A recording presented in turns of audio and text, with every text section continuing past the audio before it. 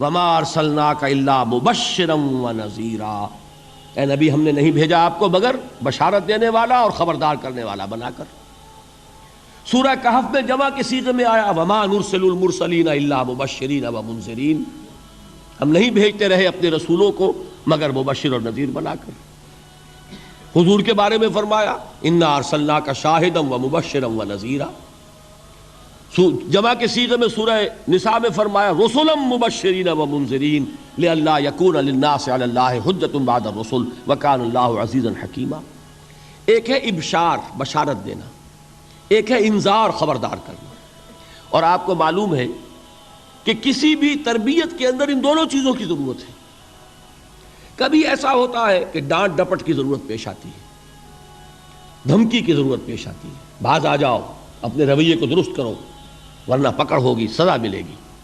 کبھی آپ شاباش دیتے ہیں، ہمت کرو، گھبراؤ نہیں، تمہارے اندر صلاحیت ہے، مایوس نہ ہو، ہمت تمہاری کیوں جواب دے رہی ہے، تم بڑے ذہین ہو، محنت کرو، بڑے اعلیٰ درجات ملیں گے۔ قرآن مجید میں یہ دونوں رنگ ہیں جو اختیار کیے گئے، ایک تبشیر کا رنگ ہے، ایک انذار کا رنگ ہے۔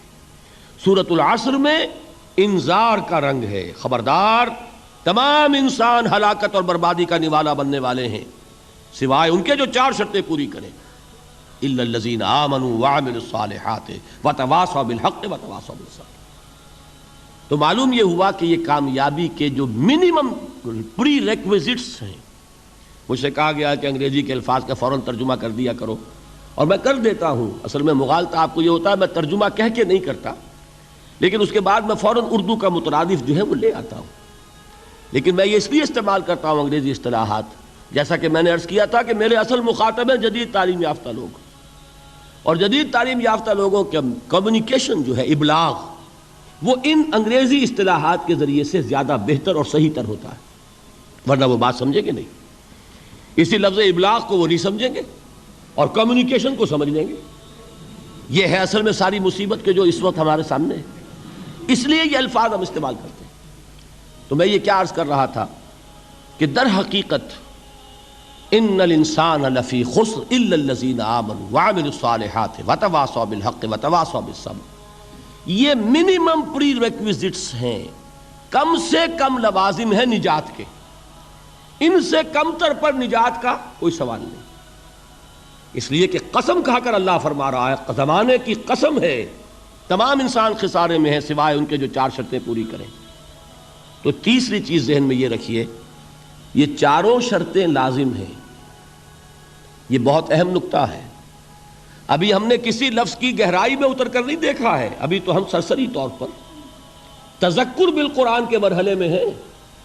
پہلی بات کیا معلوم ہوئی، اس میں کامیابی اور ناکامی کا ایک معیار سامنے آیا، ٹھیک۔ نمبر دو، یہ کامیابی کے کم سے کم شرائط کا بیان ہے، منیمم ریکوائرمنٹس۔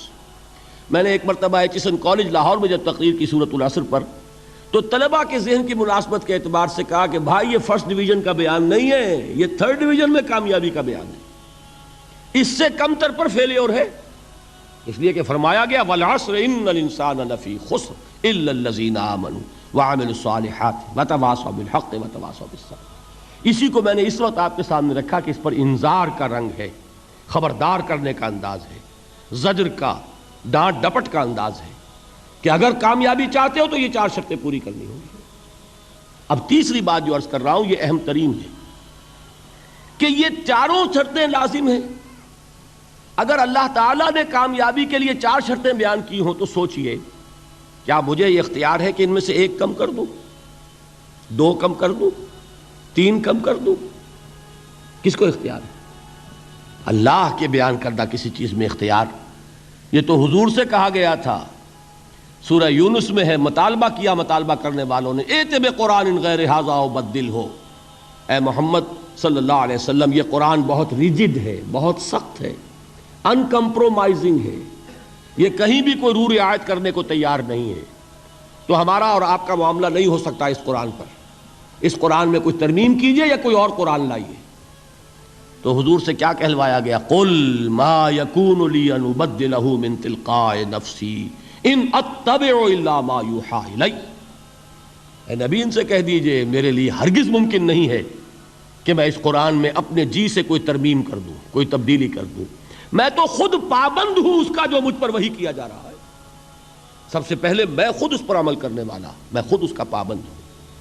تو غور کیجئے، قرآن بیان کر رہا ہے کہ 4 شرطیں ہیں نجات کی، اور آپ کے دل میں یہ بات بٹھا دی گئی ہے کہ صرف کلمہ گو ہونا نجات کے لیے کافی ہے، صرف ایمان سے نجات ہو جائے گی. یہ بات جو ہے ذہن میں رکھیے، ایک نجات وہ ہے جو ہزار برس تک جہنم میں کوئلہ بننے کے بعد نجات ہو. میں اس نجات کی بات نہیں کر رہا. وہ نجات تو ملے گی یقیناً. جس شخص کے دل میں رائی کے دانے کے برابر بھی ایمان ہوگا، وہ اپنے اعمال کی، اپنے کرتوتوں کی سزا بھگت کر بالآخر جنت کے اندر داخل کیا جائے گا، جہنم سے نکالا جائے گا. اور نکالا جائے گا تو اس وقت حال کیا ہوگا؟ جیسے جلا ہوا کوئلہ، اس کے سوا کچھ نہیں. حدیث میں اس کی شرح آئی ہے. لیکن یہ نجات نہیں. نجات وہ کہ جو اللہ تعالیٰ میدان حشر ہی میں ہماری مغفرت کا اعلان فرمائے، اللہ تعالیٰ اول وہلے میں ہمیں جنت میں داخل فرمائے. اس نجات کی بات کر رہا ہوں. وہ نجات جان لیجئے محض کلمہ گو ہونے کی بدولت نہیں ملے گی. اس نجات کے لیے شرط اول ایمان، شرط دوم عمل صالح، شرط ثالث تواصی بالحق، اور چوتھی شرط تواصی بالصبر. یہ قرآن کا بیان ہے، یہ کسی انسان کا کلام نہیں ہے کہ اس میں ترمیم کی جا سکے. 4 شرطیں پوری ہوں گی تو نجات ہوگی. اور اگر ان میں سے کوئی ایک، میں اس کی ایک سادہ سی مثال بھی دیا کرتا ہوں، بہت سمپل. سادہ مثالوں سے بات واضح ہو جایا کرتی ہے. آپ کسی حکیم کے پاس گئے، اس نے آپ کی نبض دیکھی، نسخہ لکھ دیا، 4 دوائیں لکھ دی، یہ اتنے ماشے اور یہ اتنے تولے، یہ فلاں، یہ اتنی، بھائی 4 دوائیں ہیں، استعمال کرو. اب آپ نے آیا ایک اس میں سے نکال دی، 3 رکھ لی، یا 2 نکال دی، 2 استعمال کر لی، تو یہ نسخہ اب کس کا کہلائے گا؟ یہ اس حکیم کا نسخہ نہیں ہے، یہ آپ کا اپنا نسخہ ہے. ہو سکتا ہے یہ نسخہ شفا نہ رہے، نسخہ ہلاکت بن جائے. اس لیے کہ آپ کو معلوم ہے، ہر شخص جو نسخہ لکھتا ہے وہ جانتا ہے. آپ کسی مرض میں ایک دوا دیتے ہیں جو بڑی تیز ہے، مضر ہے، ضروری بھی ہے دینی، ساتھ ہی اس کے لیے مصلح دیتے ہیں، کریکٹیو دیتے ہیں جو اس کے تیز اثر کو ختم کر دے، اس کا جو مضرت بخش پہلو ہے اس کا ازالہ کر دے.